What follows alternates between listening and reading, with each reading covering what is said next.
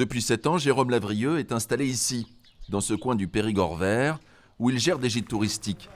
Durant les semaines du procès Big-Malion, il a noirci des pages de carnet pour tenter de comprendre comment il a pu se retrouver dans la tourmente de ces fausses factures dissimulant l'explosion des frais de campagne de Nicolas Sarkozy en 2012. Une campagne complètement désorganisée qu'il raconte dans son livre. Tout le monde croit qu'il y a des génies dans des bureaux qui planifient les choses pendant des mois à l'avance. Non. C'est de bordel permanent, une improvisation qui coûte cher. Pour une fois, il n'y avait pas d'argent liquide et une plongée en eau trouble. Entre 2012 et 2014, Jérôme Lavrieux est directeur de cabinet du président de l'UMP, Jean-François Copé. Il est donc aux premières loges pour nous raconter la guerre Copé-Fillon et les pratiques souvent discutables du parti. C'est le lieu de recasage le plus simple. D'ailleurs, vous remarquerez, pour quelqu'un qui est censé pousser à la dépense, dans le livre, je décris comment j'ai lutté contre ça. Alors justement, en refusant de servir de caisse de retraite complémentaire.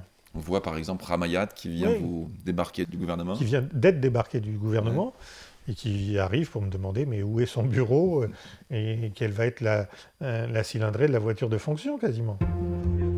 Condamné en première instance à 3 ans de prison, dont 2 fermes, Jérôme Lavrieux attend son procès en appel. Redoute-t-il la prison? La réponse est déjà prête. Je vais vous dire, ça fait 7 ans que je paye. Ma vie s'est arrêtée. Si on estime nécessaire d'en rajouter encore un peu plus, ok. Mais je n'irai pas en prison. Voilà. C'est une décision, c'est pas du pathos ou quoi que ce soit. C'est une décision mûrement réfléchie et que j'assumerai le cas échéant. Une grave décision quand même. La vie est faite de graves décisions.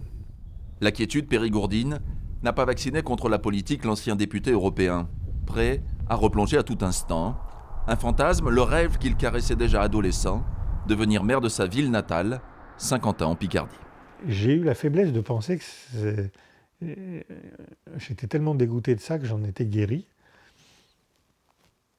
C'est un peu comme quand vous êtes dans les alcooliques anonymes, hein. Vous savez que vous avez été alcoolique, vous buvez plus, mais le moindre verre peut vous faire replonger.